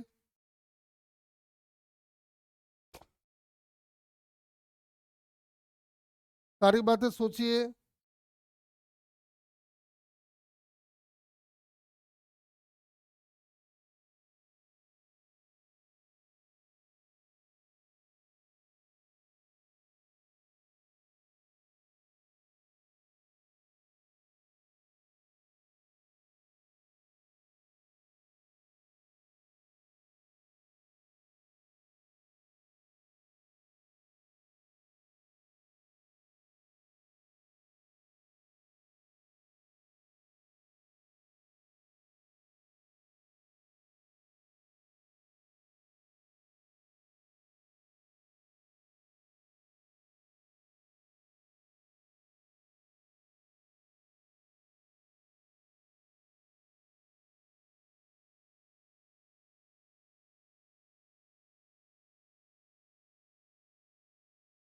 सही कह रहे हो, ओरिजिन से पास नहीं करेगा।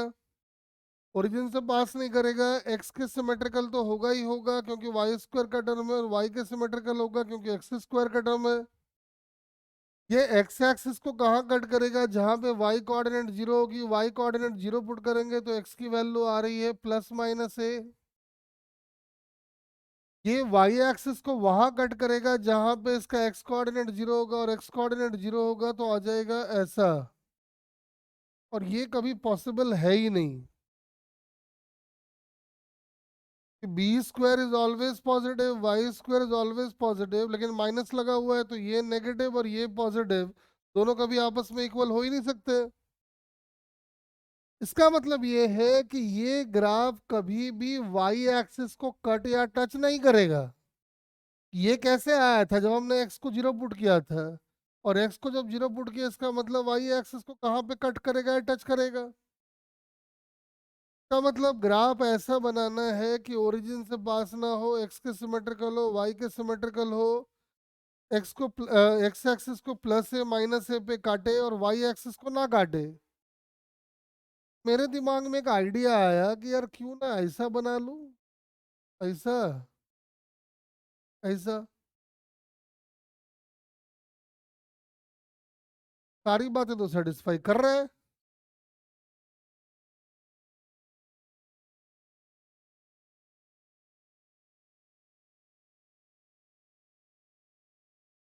ये ग्राफ हो सकता है नहीं हो सकता है?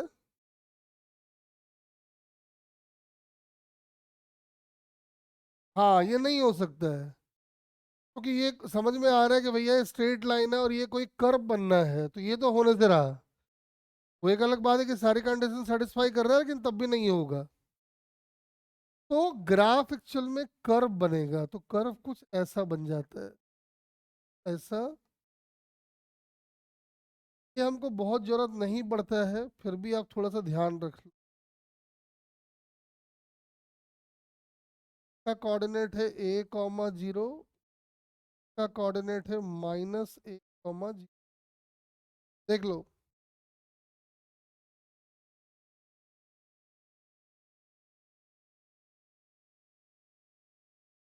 चेक कर लो बेटा एक बार अच्छे से, सारी बातें सेटिस्फाई कर रहा है नहीं कर रहा है।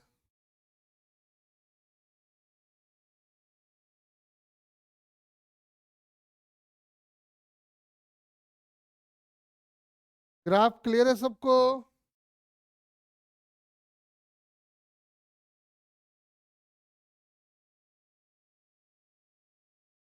चलो, अब हम लास्ट ग्राफ की तरफ बढ़ते हैं, जो हमारा बेसिक ग्राफ है। हम ग्राफ में अभी आज हमारा बेसिक बेसिक ग्राफ हो जाएगा और अगले क्लास में हम लोग कुछ टिपिकल ग्राफ्स पढ़ेंगे। आ जाओ आगे। Graph of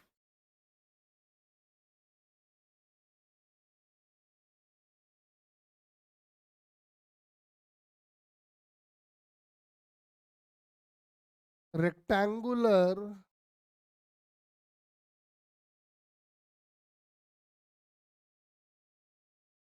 hyperbola. Graph of rectangular hyperbola. ठीक है, देखो, ये हमारा एक लास्ट स्टैंडर्ड ग्राफ है। क्या लिखो? Standard equation of rectangular hyperbola is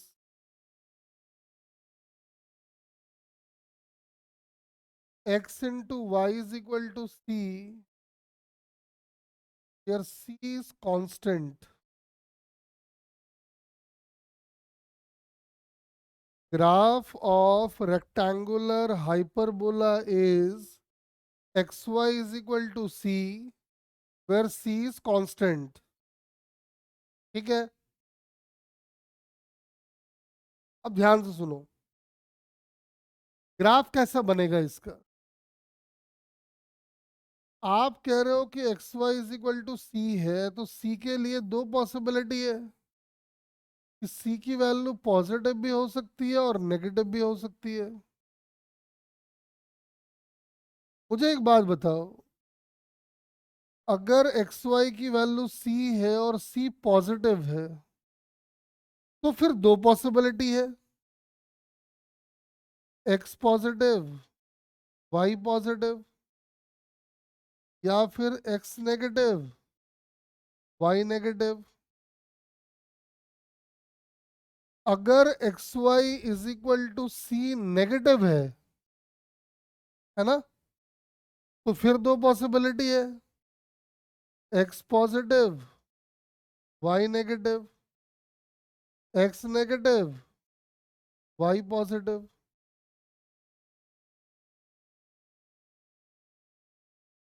ये भी हमारा चार पॉसिबिलिटी बन गया है, ठीक है ना। इनको हम देखेंगे ग्राफ कैसे बनेगा नहीं बनेगा बात की बात है। और पहले बेसिक बातें मन में सोचते हैं, ठीक है। ध्यान से सुनना। y को मैंने ये लिख दिया है, y को मैंने c/x लिख दिया है। फिर वही बेसिक सवाल अपने मन से पूछेंगे, बताओ क्या ये ग्राफ ओरिजिन से पास होगा या नहीं।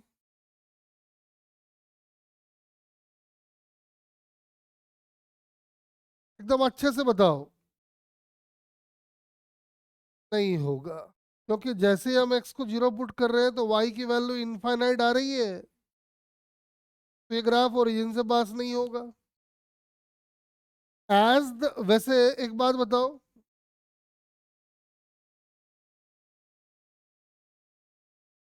जब x की वैल्यू 0 है, y की वैल्यू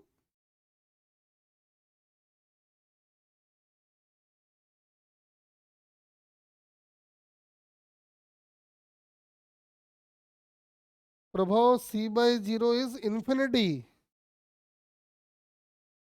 है ना।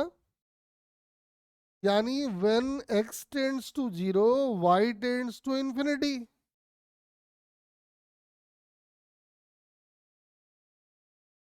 हाँ इन्फाइनाइट ही हो गया। अरे मतलब इन्फाइनाइट का मतलब इतना बड़ा नंबर है कि आप सोच भी नहीं सकते हो, इसीलिए हम बोलते हैं कि वो नॉट डिफाइंड है, ठीक है। अब सुनो, as the value of x increases the value of y।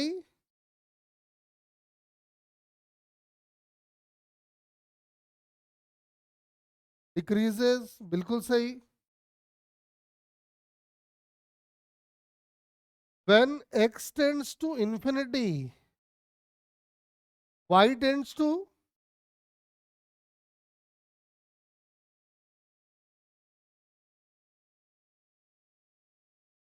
बिल्कुल सही, y टेंड्स टू 0। हाँ अब बेसिक बेसिक अपने को पता चल गया है कि भाई ओरिजिन से पास नहीं होगा। हाँ सिमेट्रिसिटी वाला चक्कर है क्या, क्या ये ग्राफ x के या y के सिमेट्रिकल है। नहीं है, चलो पता चल गया। उसके लिए अपने को एक्स स्क्वायर या वाई स्क्वायर होना चाहिए था, नहीं है तो नहीं है। और समझ में आ रहा है कि ये कोई लीनियर फंक्शन भी नहीं है, इसका मतलब ग्राफ स्ट्रेट लाइन में नहीं होगा। तो ग्राफ बनेगा कैसा, आओ देखते जरा ढंग से। इधर देखो, ध्यान से देखना। पहले हम बना रहे हैं इसके लिए। आप कह रहे हो जब 0 तो infinity, as the value of x increases the value of y decreases, when x tends to infinity y tends to 0। तो क्या मुझे इस रीजन के लिए आप ग्राफ बना के दिखा सकते हो। चलो ट्राई करो एक बार।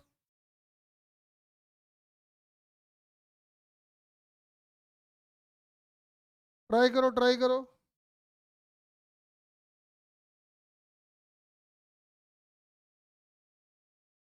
सारी बातों को x greater than 0 y greater than 0 मतलब फर्स्ट क्वाड्रेंट की बात कर रहे हैं हम लोग। तो फर्स्ट क्वाड्रेंट में ग्राफ जरा बना के दिखाओ मुझे।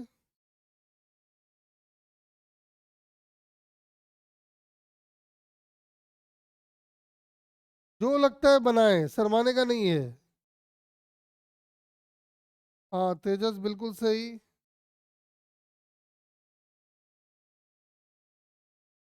हाँ तेजस सही है तेरा। तो समझ में आ रहा है कि भाई ग्राफ जो बनेगा अपना ऐसा बन जाएगा, देख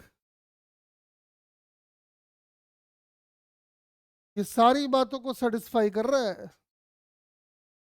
तो बेटा मुझे एक बात बताओ, अगर हमको एक्स वाई की वैल्यू अगर सी है और सी पॉजिटिव है तो दो पॉसिबिलिटी है, एक तो ये दूसरा ये।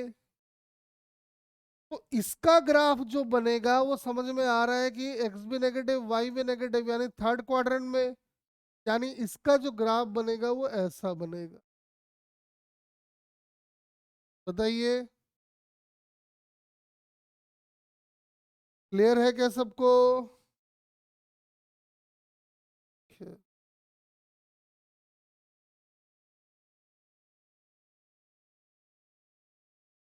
अब एक बात बताओ, ये वाला जो केस रह गया था, x y is equal to c, जो कि नेगेटिव है, उसका ग्राफ कैसा बनेगा, बना के दिखाओ मुझे।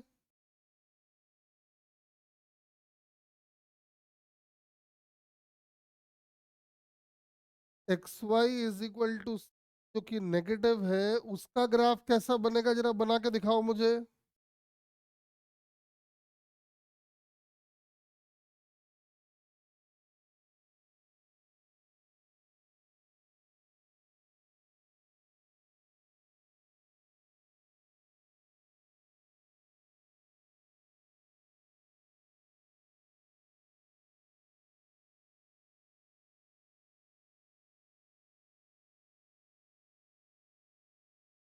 हाँ ठीक है रिधिमा, तो समझ में आ रहा है कि भाई इधर जो ग्राफ बनेगा वो आएगा x positive y negative.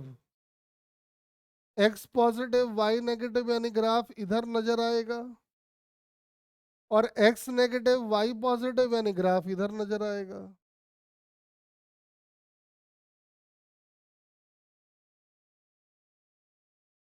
Clear हो गया बात सबको?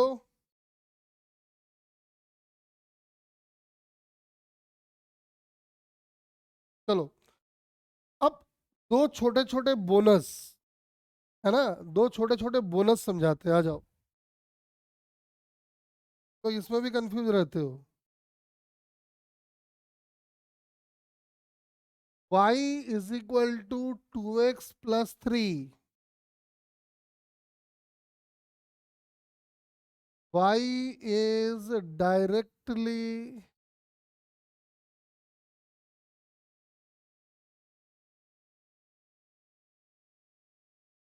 proportional to x। अगर दिया हुआ है y की वैल्यू 2x+3 है, then y is directly proportional to x। आप मुझे बताएंगे ट्रू या फॉल्स?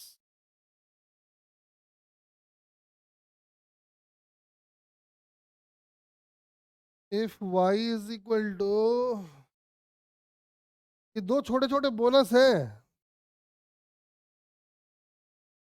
y की वैल्यू अगर 2x+3 है, then y is directly proportional to x। True या फॉल्स?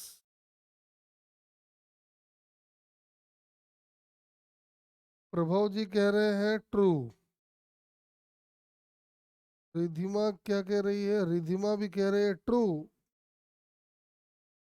सामू जी कह रही है ट्रू। तेजस भी ट्रू। अरे महा फॉल्स। मुझे मालूम रहता है ना कि तुम लोग गलती करोगे। अब आओ, आज सिखाते हैं तुमको डायरेक्टली प्रपोजल का मतलब क्या होता है। मुझे मालूम था कि तुम गलती करोगे। अब ध्यान से सुन, अगर कहीं पे लिखा हुआ है y is equal to a+b, y directly proportional to a, गलत। तुम बोलोगे सर सही लग रहा है हमको तो, हमने तो आज तक यही पढ़ा है। अरे गलत पढ़ा है ना, ये तो दिक्कत है। y directly proportional to a नहीं है ये। y directly proportional to b नहीं है, गलत। इसके बारे में सिर्फ एक स्टेटमेंट बोला जा सकता है, y इज डायरेक्टली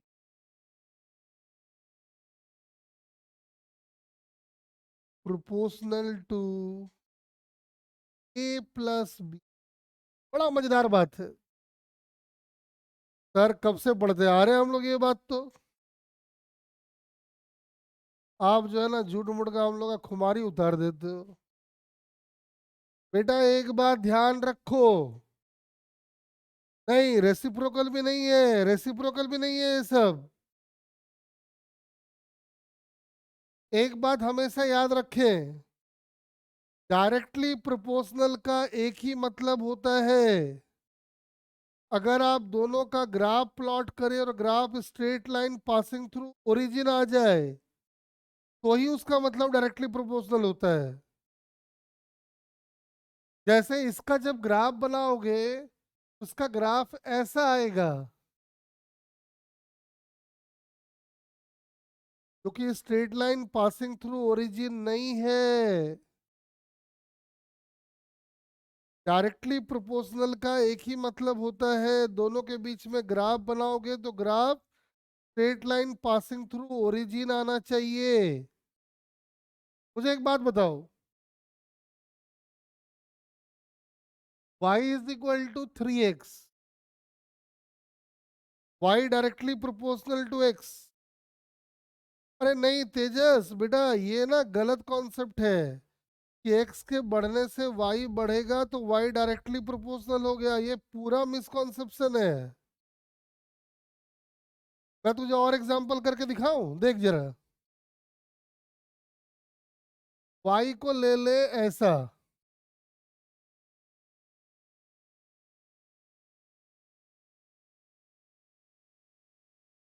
देख तो, x की वैल्यू को तू बढ़ाएगा, ये बढ़ेगा तो ये घटेगा और ये घटेगा तो ये बढ़ेगा। बोल ये डायरेक्टली प्रोपोर्शनल है क्या? डायरेक्टली प्रोपोर्शनल का मतलब बेटा ये होता ही नहीं है, यही तो तुम लोग गलत पढ़े हो। डायरेक्टली प्रोपोर्शनल का एक ही मतलब होता है, दोनों के बीच का graph straight line passing through origin होना चाहिए। अब मुझे एक बात बताओ, y is equal to 3x, y directly proportional to x है या नहीं?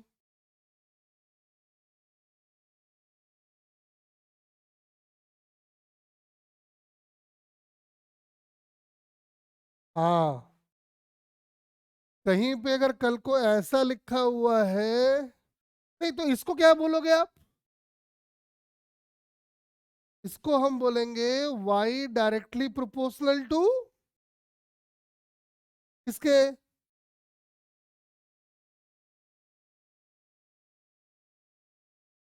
Yes, y directly proportional to 2x+3। बेटा ये सब एकदम बचपन वाले मिस्टेक है जो हम करते हैं, ये तुम नहीं, तुम्हारे क्लास का 99% बच्चा गलत करेगा, तो पता ही नहीं होता है। मुझे एक बात बताओ, कहीं पे अगर लिखा हुआ है y is equal to a+b, इसका मतलब एक ही निकलेगा, y डायरेक्टली प्रोपोर्शनल टू।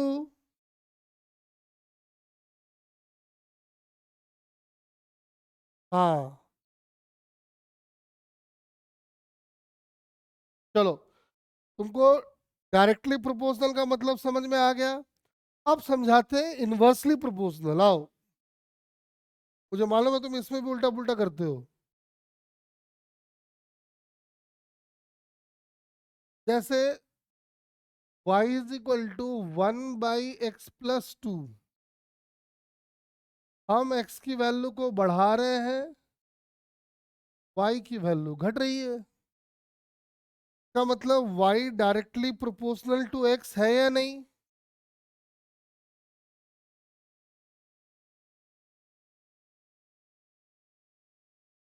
ध्यान रखेंगे बेटा, का मतलब क्या, वैसे इसको क्या बोलोगे, y डायरेक्टली प्रोपोर्शनल टू,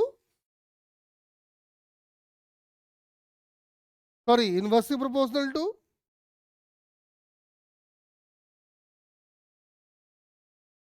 हाँ, बिल्कुल सही। इसका मतलब क्या हुआ, अगर कहीं पे ये लिखा हुआ है y is equal to 2x, यानी इनवर्सली प्रोपोर्शनल का एक मतलब दोनों के बीच का ग्राफ कैसा?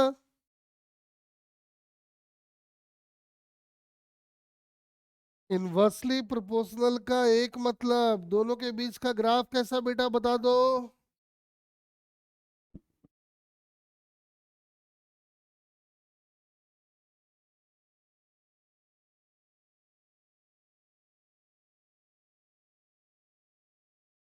बोलो।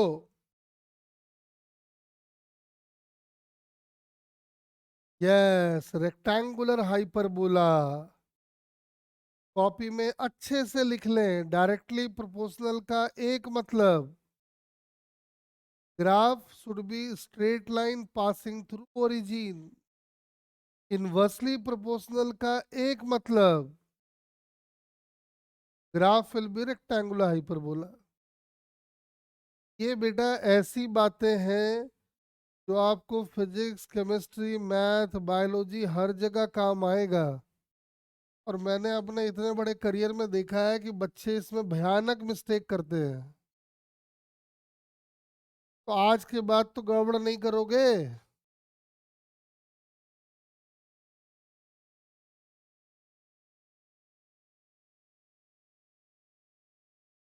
रिधिमा देख ले तो सब उल्टा पुल्टा कर रही है। पर इसका भी गलती नहीं, क्या करेगी ये, जो पढ़ी, जो टीचरों ने पढ़ाया है बेचारा वही समझ गई है। बच्चों की गलती तो नहीं है, टीचर बताते नहीं है बेसिक बेसिक बात। खैर चलो, आज हमारा बेसिक बेसिक सारे ग्राफ हो गए। एक दिन 1 घंटा हम और लगाएंगे और उसके बाद थोड़ा हम लोग आगे बढ़ेंगे इंटीग्रेशन और डिफरेंशिएशन की तरफ। तो अभी मैं एक काम करता हूँ, इसका बार कोड जनरेट कर देता हूँ ताकि आप लोग डाउनलोड कर लो इसको।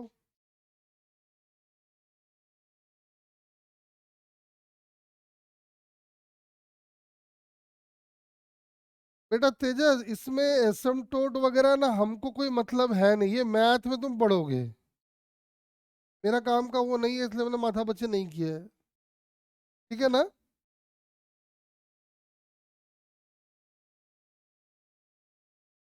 इसको बेटा नोट कर ले, डाउनलोड कर ले।